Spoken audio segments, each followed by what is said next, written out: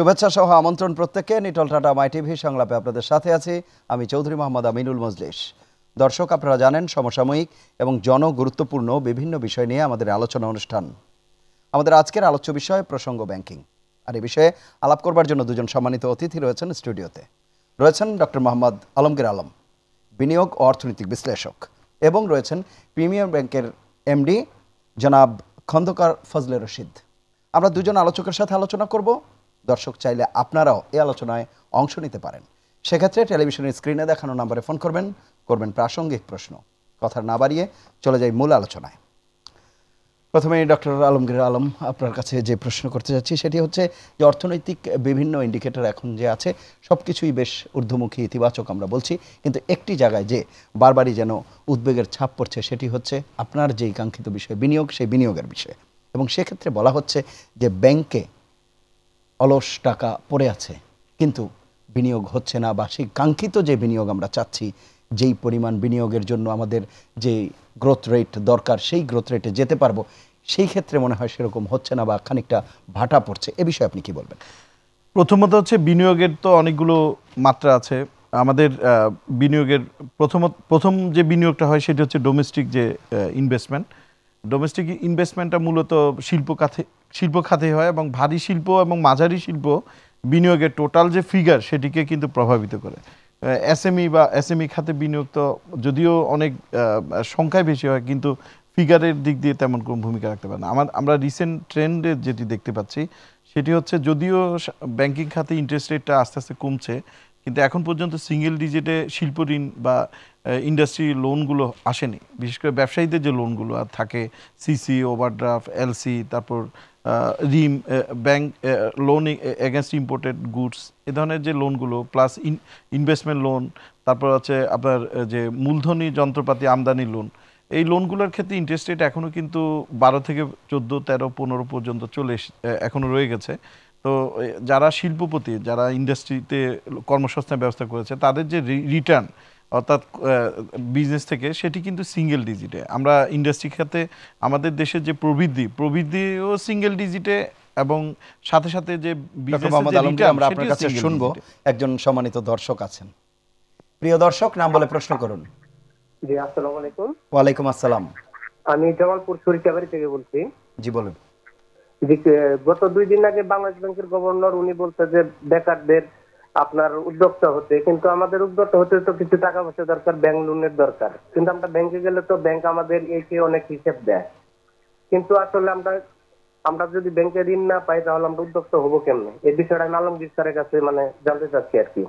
চমৎকার প্রশ্ন, আমরা শুনছি। আচ্ছা, সরকার কিন্তু এই উদ্যোক্তা তৈরি করার জন্য কর্মসংস্থান ব্যাংক সহ বিভিন্ন বিশেষায়িত ব্যাংক এবং বিশেষায়িত লোনের ব্যবস্থা করেছে। কিন্তু আসলে সামগ্রিকভাবে আমরা যে লোনের ব্যাংকের যে পরিস্থিতি, সেটি হচ্ছে, ব্যাংক যদি কারো একটা সেটেলমেন্ট থাকে, এস্টাবলিশমেন্ট থাকে, তাদের যদি ভালো ফিক্সড অ্যাসেট থাকে, এবং তাদের যদি রানিং ক্যাপিটাল থাকে, অর্থাৎ যে টাকা আছে তাকে টাকা দিচ্ছে বারবার, এবং যার কারণে দেখা যাচ্ছে ব্যাংকগুলো সিন্ডিকেটেড লোন, তারপর আপনার গ্রুপ লোনগুলো, বা বিভিন্ন কয়েকটা ব্যাংক মিলে যে বড় বড় ফিগারের লোন, এছাড়া কর্পোরেট লোনগুলোর ক্ষেত্রে বিশেষভাবে উৎসাহিত। কিন্তু উনি যে লোনের ফোকাস করছে সেটি মূলত এসএমই টাইপের লোন, যারা উদ্যোক্তা তৈরি, ছোট ছোট উদ্যোক্তা তৈরির লোন। সেই লোনগুলোতে আসলে যদিও বাংলাদেশ ব্যাংকও বিশেষায়িত ফাইন্যান্সিং অপশন রেখেছে, এবং স্কিটি, বিসিক তাদের উদ্যোগে, তাদের সহযোগিতার মাধ্যমে কিছু লোনের অপশন আছে, কিন্তু লোনটা আসলে পাওয়া অনেক ডিফিকাল্ট, এবং যারা পাচ্ছে তারাও কিন্তু অনেক ক্ষেত্রে সফল না হয়ে ডিফল্ট হচ্ছে। যার কারণে আস্তে আস্তে কিন্তু যে প্রাইভেট ব্যাংকগুলো আছে, সরকারি ব্যাংকগুলো ছাড়া, তাদের এই ধরনের খাতে ঋণ বিতরণে তাদের অনাগ্রহ। আর যেটি এর আগে আমি বলেছিলাম সেটি হচ্ছে যে, আমাদের যে এসএমই খাতে আমাদের টার্নওভার বা রিটার্নটা অনেক ভালো। যেমন আমরা দেখেছি ব্র্যাক ব্যাংক সহ বেশ কিছু ব্যাংক এবং এনজিওগুলো আপনার এসএমই খাতে ফাইন্যান্সিং করেছে, এবং তারা 20 থেকে 30% পর্যন্ত স্টিল নাও ইন্টারেস্ট পাচ্ছে, কিন্তু সেখানে কিন্তু রিটার্নটা ভালো আছে। কিন্তু বড় বড় যে ইন্ডাস্ট্রিগুলো, যারা হাজার হাজার শত শত কোটি টাকা লোন নিচ্ছে, সিআইবি ক্লিন করে একসাথে সব ব্যাংকে একসাথে অ্যাপ্লাই করে একসাথে লোন নিচ্ছে, অথবা সিন্ডিকেটের লোন নিচ্ছে, তারা কিন্তু রিটার্ন দিচ্ছে না, এবং আইনের মার পেঁচে পড়ে বছর পর বছর ব্যাংকে টাকা দিচ্ছে না, এবং স্বল্প মেয়াদী লোনকে দীর্ঘমেয়াদী লোনে কনভার্ট করছে। প্লাস পাশাপাশি তারা কিন্তু ব্যাংকে প্রভিশনের ঘাটতি বাড়াতে সহযোগিতা করছে। তো সেদিক থেকে আমি একজন বাংলাদেশের অন্যতম বৃহৎ একটি বেসরকারি ব্যাংকের ব্যবস্থাপনা পরিচালক সিইও সাহেব আছেন, আমি তার মাধ্যমে জানতে চাই সেটি হচ্ছে যে এই যে প্রাইভেট সেক্টর এবং সরকারি সেক্টর দুখাতেই কিন্তু আমরা দেখছি রিসেন্ট ট্রেন্ডটা হচ্ছে লোনের যে ডিফল্ট রেট বাড়ছে, লোনে হয়তো তারা দেখা যায় তাদের বার্ষিক প্রতিবেদনে লোন কম দেখাচ্ছে কারণ সেটিকে প্রভিশন করে ফেলছে, অথবা তাদেরকে মানে আবার রিশিডিউলিং ব্যবস্থা করে দিচ্ছে, কিন্তু আলটিমেটলি রিটার্নটা কম। অর্থাৎ যে ডিফল্টার তাকে আবার রিশিডিউল করে দিল, তখন এটাকে রেগুলারাইজ করে দিল, অথবা টাকা পাবে না মনে করে সরিয়ে রাখলো। কিন্তু আলটিমেটলি কিন্তু আমি নিজে একটি রিকভারি এজেন্সি চালাই অ্যাজি লজিস্টিক্স, তো আমি অনেকগুলো ব্যাংকের রিকভারি এজেন্ট। আমি যেটি দেখতে পাচ্ছি রিকভারি করতে গিয়ে আমি কয়েক হাজার কোটি টাকার ফাইল রিকভারি করছি। তো সেদিক থেকে দেখছি ব্যাংকগুলো যে লোনগুলো দিয়েছে ভুয়া সিকিউরিটি দিয়ে দিয়েছে, অথবা ভুয়া মালিক সাজিয়ে দিয়েছে, অথবা থার্ড পার্টি মর্টগেজ দিয়েছে, কিন্তু সেই লোনের অরিজিনাল যে ক্লায়েন্ট যে লোনটা নিয়েছে তার সাথে সম্পত্তি বা সিকিউরিটি কোনো রিলেশন নাই, এবং একজন একই সাথে তার আত্মীয় স্বজন বিভিন্ন নামে বেনামে তারা একসাথে বিভিন্ন জায়গা থেকে লোন নিয়েছে, কিন্তু তাদের মেইন টার্গেট হচ্ছে লোনটা না দেওয়া। এবং মতিঝিল সহ বিভিন্ন কর্পোরেট সেক্টরে একটা চক্র আছে, তারা 10%, 5%, 6% লোন করে দেওয়ার অফার তারা বিক্রি করে। আমরা আরো আসবো আপনার কাছে, শুনে আসি। জি, সামগ্রিকভাবে আলোচনাটা যেভাবে চলছিল তার সাথে দর্শকের একটি ফোন আছে, তো মূল আমরা এই বিষয়ে এই অংশে হয়তো এই বিষয়টির প্রতি বেশি মানে আলোকপাত করার চেষ্টা করব। সেটি হচ্ছে যে ব্যাংকে টাকা আছে বলা হচ্ছে, কিন্তু ব্যবসায়ীরা সেই টাকা আসলে নিতে পারছে কিনা বা নেয়ার ক্ষেত্রে আসলে প্রতিবন্ধকতা কি? আর দর্শকের একটি প্রশ্ন ছিল, দর্শকের প্রশ্নটা উত্তর আগে দিয়ে নিই। দর্শক যে প্রশ্ন যেটা করেছেন, যে এন্টারপ্রেনিয়ার হিসেবে তারা যে নতুন উদ্যোক্তা হিসাবে তারা কোথায় টাকা পাবেন, উনি দর্শকের জাস্ট ওনার উদ্দেশ্যে বলি, এন্টারপ্রেনিয়ার হতে কিন্তু টাকার দরকার হয় না, বুদ্ধি দরকার, মেধার দরকার। ওনাকে প্রথমে বুঝতে হবে to be entrepreneur what is required. আপনাকে একটা বিজনেস শুরু করতে গেলে কি কি দরকার, এই বিজনেসে প্রফিটেবিলিটি আছে কি না, বিজনেস থেকে টাকাটা ফেরত আসবে কি না, এটা যদি উনি নির্ণয় করতে পারেন, তাহলে কিন্তু ব্যাংক কোনো সময় টাকা নাই সেই জন্য ওনার প্রবলেম হবে না। টাকা হয়তো ওনার ইকুইটি অল্প থাকবে, ব্যাংক নিজে ইকুইটি দেয়, ব্যাংক কিন্তু ইকুইটি তো দেয় না, ব্যাংক লোন দেয়, নিজস্ব ইকুইটি অল্প হলেও কোনো অসুবিধা নাই। কিন্তু ব্যাংক প্রথমে দেখে যে উদ্যোক্তাটা আসছে সেই উদ্যোক্তা হিসেবে সে তার কতদূর বা সফলতা আসতে পারে। ব্যাংক টাকা দেয় কাদের টাকা? আপনার টাকা, ওনার টাকা, পাবলিকের টাকা। সুতরাং আমাকে খেয়াল রাখতে হবে এই টাকাটা আমাকে যেভাবে নিচ্ছি ঠিক আমাকে প্রফিট সহ বা ইন্টারেস্ট সহ আবার ডিভিডেন্ড আমাকে ফেরত দিতে হবে to the owners, to the directors, to the stakeholder, shareholders. সুতরাং ব্যাংকের দায়িত্ব অনেক বেশি। আমাকে এখানে দর্শকের একটা প্রশ্ন আছে, আমরা নিয়ে এসে আবার আপনার এখান থেকে শুরু করব। প্রিয় দর্শক, নাম বলে প্রশ্ন করুন। জি, আসসালামু আলাইকুম। ওয়ালাইকুম আসসালাম। আমি নরসিংদী জিম কম্পোজিট লিমিটেডের এমডি তানিয়া আকন্দ বলছি। জি বলুন। আমি আজ থেকে 11 বছর আগে একটা সেলাই মেশিন দিয়ে বিজনেস শুরু করছি। আজকে এ পর্যন্ত 51টা লুম করছি, তারপরে সেক্রেটারি 2টা শোরুম আছে, আমি বিজনেস চালিয়ে যাচ্ছি। চারটা এমব্রয়ডারি মেশিন করেছি। তো এ পর্যন্ত যতগুলো ব্যাংকে গেলাম প্রতারিত ছাড়া কোনো কিছুই হইল না। অনেকেই বলে যে মহিলাদের জন্য এসএমই এই সেই এটা সেটা, নারী উদ্যোক্তাদের জন্য এই আছে সেই আছে, আসলে আমরা কাজের বেলা গিয়ে কিছুই পাইনি। ধন্যবাদ, আমরা শুনি এ বিষয়ে। এটা হয়তো ওনার ব্যক্তিগত, হয়তো কোনোভাবে উনি প্রতারিত হয়েছেন, আমি জানি না কার কাছে প্রতারিত হয়েছেন। ব্যাংকের কাছে প্রতারিত হওয়ার কথা না।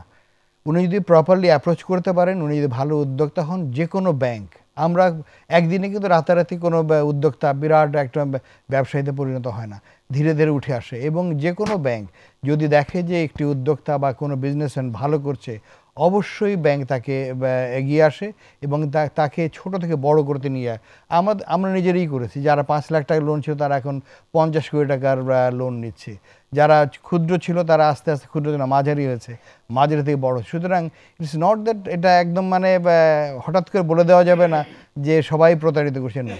হ্যাঁ, প্রতারিত হয়তো হয়েছে, কেউ কেউ যে হয়নি তা না, হয়তো হয়েছে, কিন্তু সেরকম লোকের যে হয়তো উনি যার কাছে গেছেন তারা হয়তো সেই ধরনের ইন্টিগ্রিটি অথবা সেই ধরনের প্রপার ব্যাংকের কাছে যাননি, যার জন্য প্রভাবিত হয়েছে। কিন্তু যে কোনো ব্যাংকার যদি দেখে যে একজন সফল উদ্যোক্তা হিসাবে আপনি পরিচিত করতে পেরেছেন নিজেকে, তাহলে অবশ্যই সে ব্যাংক তার জন্য এগিয়ে আসবে, এটাতে কোনো সন্দেহ নেই। আচ্ছা, আমরা যে যে বিষয়টি বলছিলাম যে উদ্যোক্তা যারা আছে মানে যারা পরিচালনা করতে চায় বিভিন্ন ব্যাংকের মাধ্যমে লোন নিয়ে বিভিন্ন ব্যবসা পরিচালনা করতে চায় তাদের প্রাথমিকভাবে কি কি বাধার সম্মুখীন হতে হয় বা আপনাদের কাছে কি ধরনের অভিজ্ঞতা আছে এ বিষয়ে আমরা শুনবো। একটা বিরতি নিতে হচ্ছে। প্রিয় দর্শক, নিটল টাটা মাই টিভি সংলাপের এ পর্যায়ে নিচ্ছে ছোট্ট বিরতি। আশা করি আমাদের ছেড়ে যাবেন না।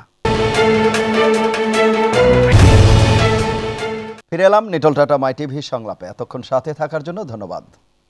জি জনাব ফজলে রশিদ, যে কথাটি বলছিলাম এবং ডক্টর আলমগীর আলম একটি কথা যুক্ত করেছিলেন যে যাদের আসলে সেই অর্থে যারা ধনী আমরা বলি বা যাদের তারাই শুধু লোন পেয়ে যাচ্ছে কিংবা প্রান্তিক জনগোষ্ঠী বা যারা নতুন উদ্যোক্তা তাদের ক্ষেত্রে লোনের ব্যাপারটা সেরকম হচ্ছে না এবং দর্শকদের যে দুইজনের প্রশ্ন তাদেরও মোটামুটি একই খুব একটা কথা আছে, কথাটি সর্বাঙ্গে সত্য নয়। কথাটি হলো তিনি ব্যাংকার যিনি বৃষ্টির সময় ছাতারে সরিয়ে নেন। এখন কিন্তু সে দেশে আমার দেশে এটা আর নাই। ব্যাংকার আগে বলতো যে ব্যাংকাররা তখনই ছাতা দেন যার বৃষ্টির সময় ছাতার প্রয়োজন, তখন ছাতারে যখন বৃষ্টি আসে তখন ছাতারে সরিয়ে নেন। এখন কিন্তু সেই জিনিস নেই। দেশে প্রায় 57টি ব্যাংক এখন। প্রত্যেকটা ব্যাংক তাদের নিজস্ব স্টাইলে চলে, প্রত্যেকটা ব্যাংক তাদের নিজস্ব কম্পিটিশন মোকাবিলা করে চলতে হয় এবং এখানে কোনো ক্লায়েন্টকে আমি কিন্তু জোর করে নিয়ে আসতে পারবো না। Every client has their own choice. প্রত্যেকে তার নিজস্ব ওয়ে অফ ডুইং থিংস আছে, প্রত্যেক ব্যাংক তার পলিসি আছে, প্রত্যেক ব্যাংকে তার নিজস্ব ভঙ্গিতে এগিয়ে চলে। হ্যাঁ, আপনি বলতে পারেন যে ব্যাংকের টাকা কাকে আমরা দিচ্ছি, বেশি টাকা তাকেই দিচ্ছি যার প্রচুর আছে। ব্যাংক কিন্তু এমন এক প্রতিষ্ঠান যে বিভিন্ন লোকের কাছে টাকা নিয়ে লগ্নি করে এবং আমাদেরকে এনশিওর করতে হয় টাকা সঠিকভাবে ফিরে আসে। দুটো জিনিস ভেরি ইম্পর্টেন্ট। একটা হলো to whom we are investing. আমরা যাকে লোনটা দিব তাকে যদি প্রপারলি আমরা সিলেক্ট করতে পারি, লেন্ডিং বা বরোয়ারকে আমরা যদি প্রপারলি সিলেক্ট করতে পারি, which is the most important criteria of all loan, যদি প্রপার সিলেক্ট করতে পারে তাহলে কিন্তু আপনার এই প্রশ্নটা দাঁড়ায় না যে আমরা ভালো লোককে দিচ্ছি, তাকেই দেয়। ইউজুয়ালি দেখবেন যে যারা বড় বেশি লোন পাচ্ছে তারা কিন্তু প্রুভেন হয়ে গেছে, তারা এখানে পেয়েছে, ওখানে পেয়েছে, ওখানে পেয়েছে। আমি দেখছি ওনাকে আরেকজন ফজলে রশিদ এই বিষয়ে অনেকক্ষণ ধরে একজন দর্শক আছেন, আমরা ফোনটা নিয়ে নেই। প্রিয় দর্শক, নাম বলে প্রশ্ন করুন। হ্যালো, আসসালামু আলাইকুম স্যার। ওয়ালাইকুম আসসালাম। স্যার, আমার প্রশ্ন হচ্ছে যে ভালো উদ্যোক্তা না ভালো ব্যাংকার? আগে তো ভালো ব্যাংকার হতে হবে, তারপর তো ভালো উদ্যোক্তাকে খুঁজে বের করবে। তো সেই ক্ষেত্রে যদি বিভিন্ন ডিরেক্টরের লোক বা বিভিন্ন যদি অদক্ষ লোক ব্যাংকে বসানো হয় তাহলে সে কি করে ভালো উদ্যোক্তা খুঁজে বের করবেন এবং ভালো ব্যবসা করবেন? আচ্ছা, দুটি হয়তো পরিপূরক, একটার সাথে আরেকটা। মানে বলছেন যে ভালো উদ্যোক্তা না ভালো ব্যাংকার দরকার, পরিচালনা সমস্যা ডিরেক্টর। না দেখেন, ব্যাংক চালায় কিন্তু উদ্যোক্তারা বা না, বা ভালো ব্যাংকার, যে কোনো ব্যাংক চালাতে ভালো ব্যাংকার দরকার। পরিচালক যারা তারা কিন্তু ব্যাংকের পলিসি করে দেন, this is how the bank should run, এটা ওনারা একটা পলিসি করে দেন। কিন্তু ব্যাংকের ডে টু ডে ফাংশনে ব্যাংকের ভালো ব্যাংকার বা ব্যাংকাররাই কিন্তু ব্যাংক চালান। ব্যাংকাররা এই জন্য ভালো দরকার যে যেটা বললাম, একটা যদি ভালো উদ্যোক্তা বা ভালো বড়োয়ার যদি আমরা সিলেক্ট করতে ফেল করি, আমরা যদি না করতে পারি তাহলে কিন্তু ব্যাংকের সমস্যা দেখা দেবে। এবং এই সমস্যা কিন্তু যদি একবার ঢুকে পড়ে ব্যাংকে, এটা কিন্তু ওই যে বললেন একটু আগে আপনি বলছিলেন যে প্রভিশন, একটু কথা বলছিলাম যে যখনই কোনো লোন খারাপ হয়ে যায়, লোন খারাপ হলে তার জন্য প্রফিটকে হিট করবে, প্রভিশন করতে হবে, সেটাকে আবার রিকভারি করতে হবে, সব কস্ট বেড়ে যাবে। এবং কস্ট যখনই বাড়ে তখন কিন্তু লেন্ডিং রেট আর কমানো সম্ভব হয় না। আমরা হয়তো 5% বা 6%-এ ডিপোজিট নিচ্ছি, আমাকে দিতে পারছি 9, 10, 11-তে। যদি কোনো কারণে আমার লস বেড়ে যায় বা যদি খারাপ লোন বেড়ে যায় তখন তো আমার কস্ট বেড়ে যাবে, সুতরাং তখন আর লেন্ডিং রেট কমানো সম্ভব না। কিন্তু দিস আর অল সাইক্লিক্যাল। এখানে আমি অত্যন্ত বিনয়ের সাথে একটি বিষয় দ্বিমত পোষণ করব, সেটি হচ্ছে যে আমরা বাংলাদেশের যে ব্যাংকিং সেক্টরের যে কালচার, সেটিতে দেখছি যে প্রতিটি ব্যাংকেই সরকারি হোক বেসরকারি হোক যারা পরিচালনায় থাকে তাদের একটি অনেক বড় ধরনের নিয়ন্ত্রণ থাকে বিভিন্ন লোন ডিসবার্সমেন্টে, টাকা আনার ক্ষেত্রে না, লোন ডিসবার্সমেন্টের ক্ষেত্রে। এবং আমরা দেখেছি যে একটি ব্যাংকের পরিচালকটা অন্য ব্যাংকে লোন নিচ্ছে দেদারসে, আবার সেই ব্যাংকের পরিচালক এখানে নিচ্ছে। যেহেতু নিজেদের ব্যাংকে লোন নেওয়ার আগে যে যত স্বেচ্ছাচারিতা ছিল সেটি আইন করে বন্ধ করে দেওয়া হয়েছে, যার কারণে এখন হচ্ছে তুমি আমাকে দিবে আমি তোমাকে দেব। তো এই যে কালচার, আর প্লাস হচ্ছে নামে বেনামে ব্যাংকের পরিচালকরা তাদের স্বার্থ সুশিষ্ট প্রতিষ্ঠান, তাদের মামাতো খালাতো ভাই বা তাদের সিস্টার কনসার্নগুলোতে যে লোন নেয়, সেই লোনগুলোও কিন্তু মানে সবচেয়ে বড় ওভারডিউ হয়। আমরা যদি ব্যাংকিং পরিসংখ্যান দেখি গত এক বছরে ডক্টর আলমগীর, আপনি এখান থেকেই বলবেন, একজন দর্শক আছেন। জি, প্রিয় দর্শক, নাম বলে প্রশ্ন করুন। Hello hello hello. হ্যালো, জি, আমরা শুনতে পাচ্ছি। ওয়ালাইকুম আসসালাম। আমার নাম আরাফাত, আমি বাড্ডা থেকে। জি বলুন। হ্যাঁ,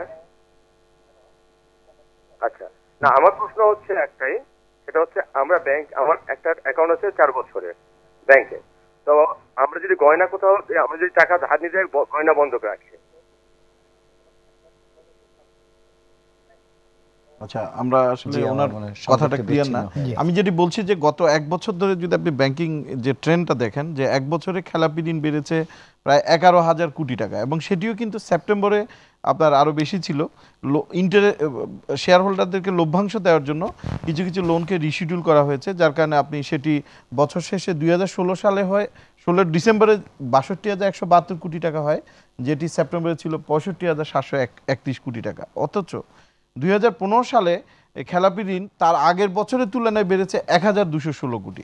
কোথায় 1,000 কোটি টাকা বাড়লো, আর পরের বছরে এসে 11,000 কোটি টাকা বেড়েছে। তো এই যে একটা সিরিয়াসলি লোন বাড়ার যে ট্রেন্ড, আর পাশাপাশি আমরা যেটি দেখেছি যে 42,000 কোটি টাকা ঋণ অবলোপন করা হয়েছে, অর্থাৎ হিসাব থেকে বাদ দেওয়া হয়েছে। অর্থাৎ বর্তমানে বাংলাদেশে কিন্তু মৌলিকভাবে খেলাপি ঋণ এবং ব্যাড ডেট বলেন, যেই টার্মেই তারা বলুক, বিএল বলে, আরও অনেকগুলো টার্ম বলে, তো সেদিক থেকে 1 লক্ষ কোটি টাকা এই মুহূর্তে মার্কেটে খেলাপি ঋণ। অথচ যারা পরিচালক আছে তাদের টোটাল আপনার paid up capital, authorize capital সব মিলিয়েও কাছাকাছি হবে। এখন আমার যেটি বক্তব্য সেটি হচ্ছে, আমাদের যে সরকারি ব্যাংকগুলো, সেগুলোতে রাজনৈতিকভাবে বিভিন্ন নেতা কর্মী তাদের রাজনৈতিক ডেডিকেশনের কারণে ক্ষমতায় আসলে তাদেরকে পুরস্কার হিসেবে ব্যাংক দেওয়া হয়। ঠিক তেমনিভাবে আমরা বেসিক ব্যাংকে দেখি যে আব্দুল্লাহ বাচ্চু যা খুশি করেছে, এখন রাষ্ট্রের সর্বোচ্চ সে মদত পেয়ে এখন পর্যন্ত দুদকের লিস্টে তার নাম আসেনি। অথচ বাংলাদেশের আপামর জনসাধারণ জানে যে তার নির্দেশে সব লোনগুলো দেওয়া হয়েছিল। ঠিক তেমনিভাবে আমরা দেখেছি যে বেসরকারি ব্যাংকও কিছু কিছু ব্যাংক, আমি প্রিমিয়ার ব্যাংকের কথা বলবো না, সেখানে যথেষ্ট আপনার জবাবদিহিতা আছে, কিন্তু কিছু কিছু ব্যাংক ইভেন নতুন হয়েছে, এমন কিছু ব্যাংকের ব্যাপারেও স্বেচ্ছাচারিত অভিযোগ হয়েছে।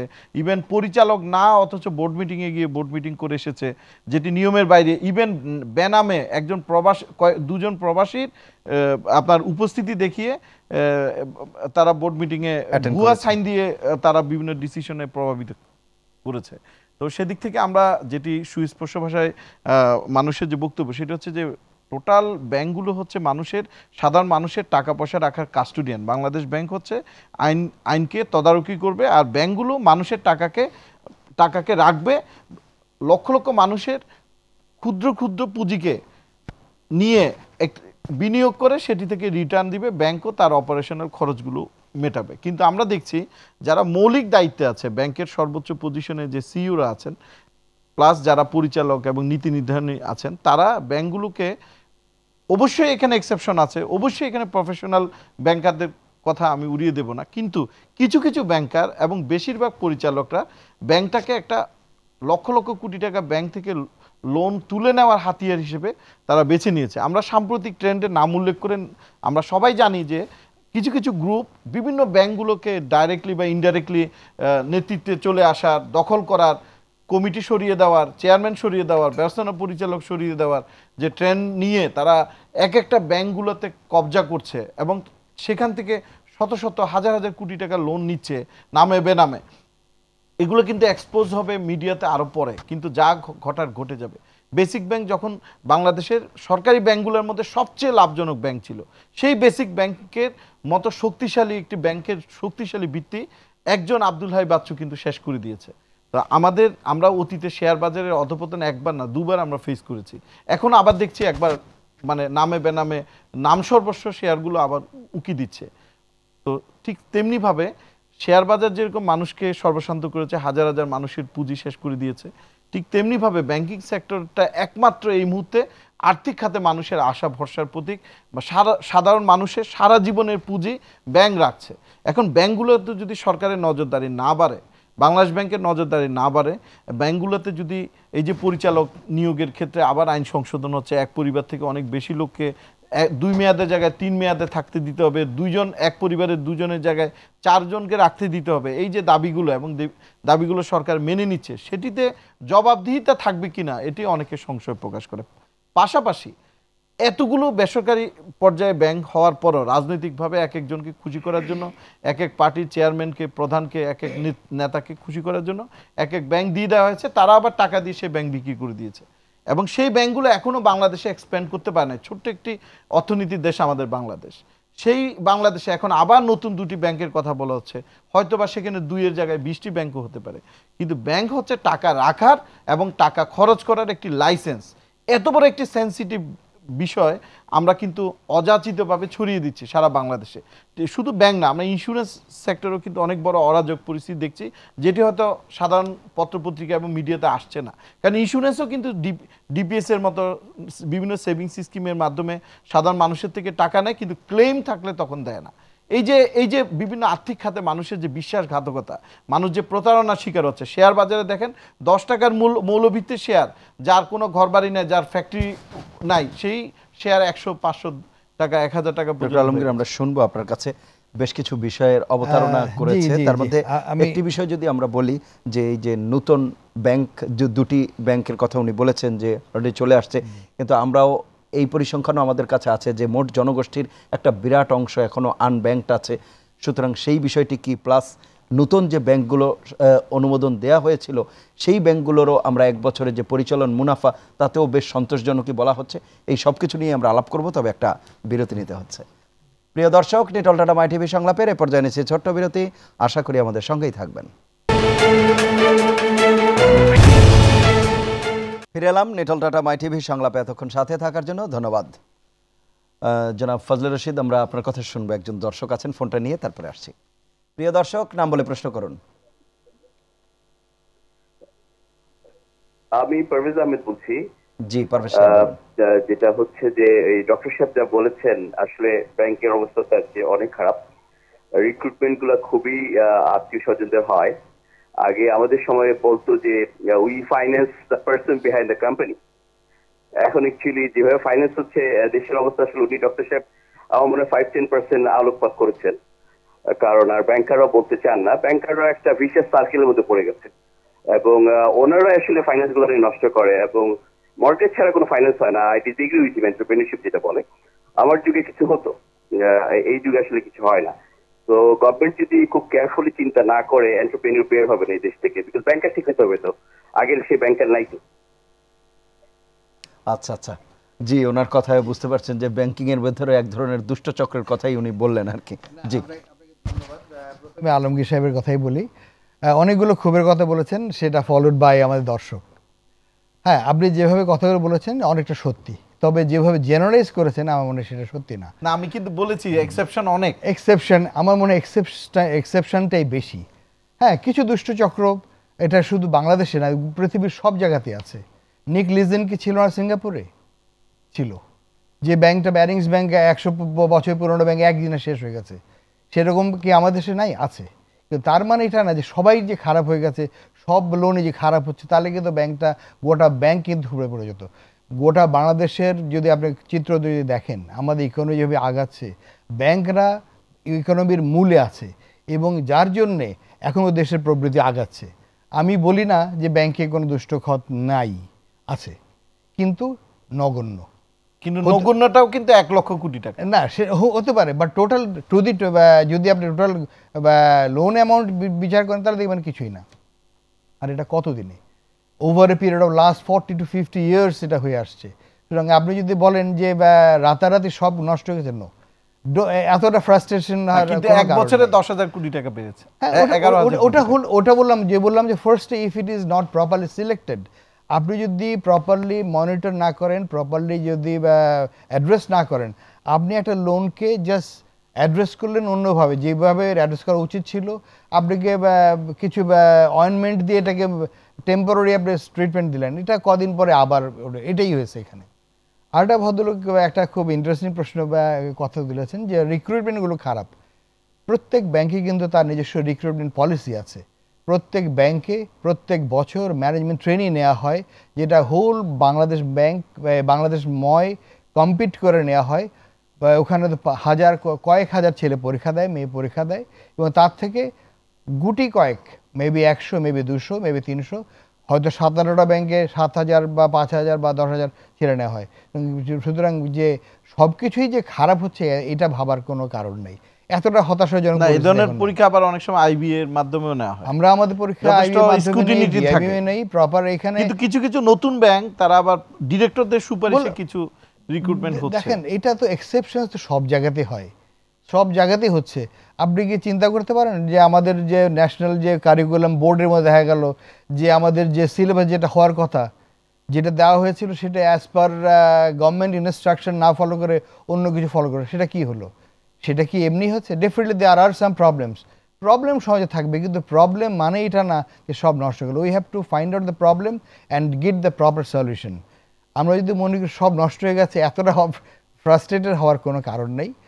Definitely they are good person, they are good borrowers, good entrepreneurs, এবং তারা যদি আমাদের কাছে প্রপারলি আসে, উই হ্যাভ নো রিজন। আমি তো দেখি আমাদের, we do believe it, premier ব্যাংকের মতো bank we have, there are 57টা ব্যাংক আছে।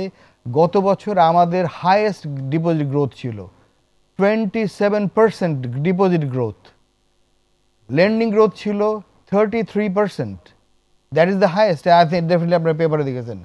আমরা ক্লাসিফিকেশন কমিয়ে নিয়ে 4-এর নিচে আসার চেষ্টা করছি, প্রায় 5-এ নিচে চলে এসছে। আপনি যদি বলেন দিস আর অল, সেখানে একটি নেতৃত্ব আছে, যে নেতৃত্বকে সবাই ভয় পায় যে এখানে আর যাই হোক বাটপারি করে টাকা নেওয়া যাবে না। কিন্তু অনেক ব্যাংকের, আমি বলি যেমন প্রিমিয়ার ব্যাংকের চেয়ারম্যান মহোদয় সহ আপনারা সিইও সহ আপনারা সবাই একনিষ্ঠ ছিলেন দেখে সেখানে ডিফল্ট লোন বাড়তে পারেনি। আবার কিছু ব্যাংকে, যেসব ব্যাংকে এমডি, চেয়ারম্যান, ডিরেক্টর সবাই মিলে চিন্তা করছে না এখান থেকে কিছু বেনিফিট আনতে হবে, সেদিক থেকে তো সেটা জন্য আমি বলবো ইয়েস, আপনার হয়তো কথাটা পিছিয়ে নিশ্চয়ই কোনো যুক্তি আছে, আপনার সেই ইনফরমেশন আছে। But Bangladesh bank, they are regulatory body হিসেবে দে আর ভেরি কেয়ারফুল। আমি বলবো one of the best regulatory এখন ইন দ্য ওয়ার্ল্ড, যদি বলি অ্যামাং দ্য সেন্ট্রাল ব্যাংকস। আমাদের কোনো উপায় নাই কোনোভাবে কোনো দিকে ছাড় দেওয়ার।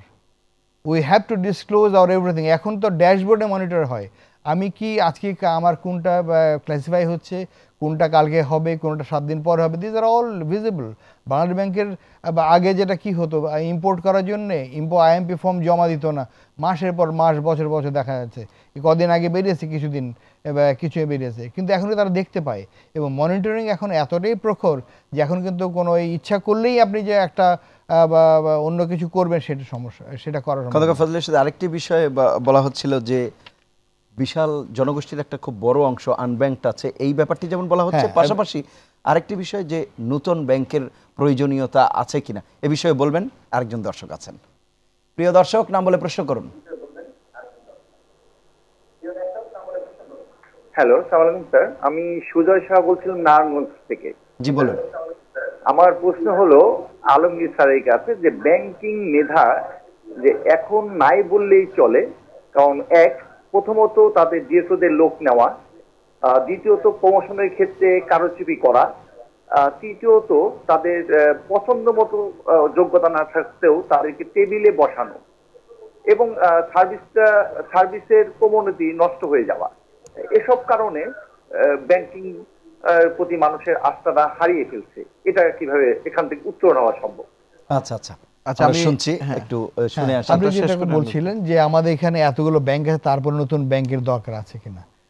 আপনি দেখবেন গত কিছুদিন আগে, কয়েক বছর আগে যে 9টি ব্যাংক দেওয়া হলো, বলা হয়েছিল এবং ওপেনলি বলা হয়েছে যে রাজনৈতিক বিবেচনায় ব্যাংকগুলো দেওয়া হয়েছে। ধরে নিলাম রাজনৈতিক বিবেচনা দেওয়া হয়েছে, তাই যদি হয়ে থাকে তাহলে এতগুলো ব্যাংক কিভাবে চলছে? যদি রাজনৈতিক বিবেচনা দেওয়া হয়ে থাকে হতে পারে, কিন্তু তাদের পিছনে নিশ্চয়ই কোনো ব্যাকগ্রাউন্ড চেক করা হয়েছিল, যেটা সেন্ট্রাল ব্যাংকের একদম একটা রেগুলেটরি রিকোয়ারমেন্ট থাকে, সেগুলো মিট করেই কিন্তু দেওয়া হয়েছে। তবে হ্যাঁ, এখানে একটা যেটা বলা আমি যেটা ফিল করি সেটা হলো আমাদের দেশে এখনও বিরাট একটা পপুলেশন কিন্তু আনব্যাংকিং অবস্থায় আছে, যার জন্য এখন আমরা যারা যাচ্ছি যে আমরা instead opening branches cost bearing না করে আমরা এজেন্ট ব্যাংকের থ্রুতে যাচ্ছি। এজেন্ট ব্যাংকের বিভিন্ন জায়গাতে এজেন্ট নিয়োগ করছি যারা who will do the banking jobs so they can provide banking service to the general mass. সুতরাং এখানে নতুন ব্যাংক কতটুকু যুক্তিসঙ্গত এটা ভেবে দেখার দরকার আছে। আর শুনছি আরও দুটো আসবে, উনি যেটা বললেন আলমগীর সাহেব যে হয়তো দুটো জায়গায় 20টাও আসতে পারে, হতে পারে, বাট এইখানে যদি কম্পিটিশনের ব্যাপার আসে তারা নিশ্চয়ই এটা কতটুকু কম্পিটিশন করবে এবং এই কম্পিটিশন কতটুকু ভাইবল হবে এটা ভেবে দেখার ব্যাপার আছে। আচ্ছা আচ্ছা আচ্ছা, জি আচ্ছা, আমি যেটি বলবো সেটি হচ্ছে প্রথমত প্রশাসন, ব্যাংকের যে অভ্যন্তরীণ প্রশাসন, সেই প্রশাসনের মাধ্যমে কিন্তু রিক্রুটমেন্টটা হয়। তো কিছু কিছু ব্যাংকের বোর্ডে যখন পরিবর্তন হয় তখন আমরা দেখি পরিবর্তনটা আকস্মিক এবং অনেকটা ভুতুরে অথবা অস্বাভাবিক ক্ষিপ্রতায়, সবচেয়ে সিনিয়র মোস্ট পজিশনগুলোতে নাটকীয়ভাবে অনেক বড় ওলটপালট হয়ে গেছে এবং দেখা যাচ্ছে এক জায়গা থেকে সুনির্দিষ্ট জায়গার লোক সুনির্দিষ্ট ব্যাংকে যাচ্ছে। এই যে চেঞ্জগুলো একই ট্রেন্ডে হওয়াতে মানুষ প্রশ্নগুলো করছে।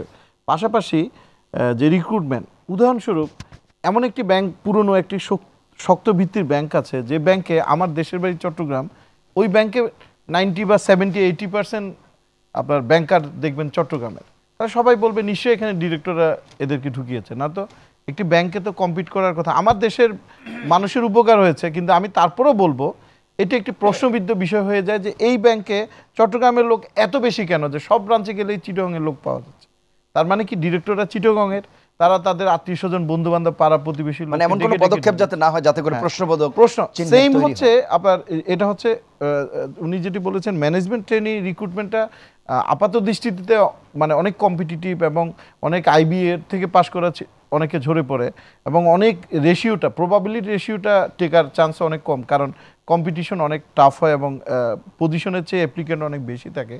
কিন্তু পরবর্তী দেখা যায় অনেক ব্যাংকের চেয়ারম্যান, ডিরেক্টর, তাদের সুপারিশে এমটিও না হলেও ইনডাইরেক্টলি আপনার খণ্ডকালীন নিয়োগগুলো হচ্ছে, জুনিয়র অফিসার, ক্যাশ অফিসার, কিছু কিছু পজিশন আছে। আলমগীর আমাদেরকে শেষ করতে হচ্ছে, জাস্ট শেষ মুহূর্তে একটি কথা বলবেন, সেটি হচ্ছে ডক্টর আলমগীরের কথার সূত্র ধরেই বলি যে আবারও আলোচনায় আসছে শেয়ার বাজার এবং ব্যাংক এক্ষেত্রে বিনিয়োগকারীদের একটা আশা ভরসার স্থলই হয়ে যায়, বিশেষ করে ভালো মৌলভিত্তি সম্পন্ন শেয়ার থাকার কারণে। এ বিষয়ে যদি বিনিয়োগকারীদের উদ্দেশ্যে খুব সংক্ষেপে বলেন 30 সেকেন্ডে। দেখেন, ব্যাংক এখন পর্যন্ত আমাদের দেশে যে কটি ইনস্টিটিউশন যা আছে, এখন কিন্তু ব্যাংক কিন্তু তাদের মধ্যে অন্যতম। আমি বলি bank is still one of the most structured institutions এখন পর্যন্ত। হ্যাঁ, ব্যাংক নিয়ে, ব্যাংকের শেয়ার নিয়ে যারা প্লে করেছেন বা প্লে করেন, বা ব্যাংকের শেয়ার না, যারা শেয়ার নিয়ে প্লে করেন তারা কিন্তু বা ছোটোখাটো প্লেয়ার না, এবং তারা সবাই ওনাকে সবাইকে চিনেন বা যারা প্লে করেছেন।